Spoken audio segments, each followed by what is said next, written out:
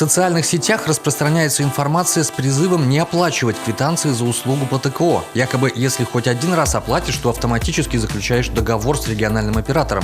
Если не оплачиваешь, то и оснований для выставления квитанций нет. Это так? Нет. Договор между потребителем и региональным оператором считается заключенным не с момента оплаты услуги, а с момента ее фактического потребления. Что делать, если человек прописан в жилом помещении, но не проживает в нем? Можно ли не платить за ТКО?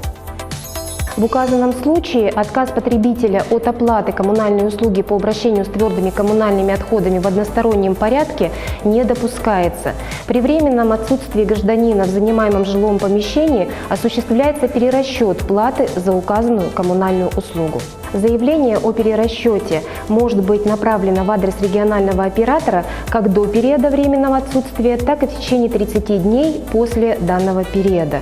К заявлению необходимо приложить любые документы, подтверждающие факт и период временного отсутствия гражданина в помещении. Почему приходят квитанции на оплату коммунальных услуг по обращению с ТКО, если в квартире никто не зарегистрирован? Правомерно ли это? Правомерно. При отсутствии постоянно и временно проживающих в жилом помещении расчет размера платы за коммунальную услугу по обращению с твердыми коммунальными отходами осуществляется исходя из количества собственников такого помещения. Вместе с тем, для решения вопроса о возможности перерасчета необходимо обратиться в адрес регионального оператора.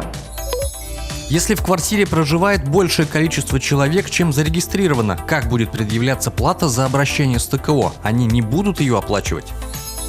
Если у исполнителя коммунальной услуги имеется информация о том, что в жилом помещении проживает большее количество человек, чем зарегистрировано, он имеет право составить акт об установлении фактического проживания людей в данном жилом помещении.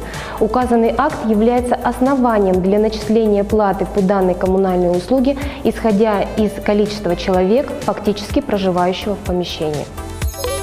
На кого и кому жаловаться, если мусор вовремя не вывозится? В случае нарушения региональным оператором периодичности вывоза мусора необходимо обращаться в аварийно-диспетчерскую службу регионального оператора. Если региональный оператор не реагирует, в Государственную жилищную инспекцию по месту жительства. Крупногабаритный мусор граждане должны вывозить сами?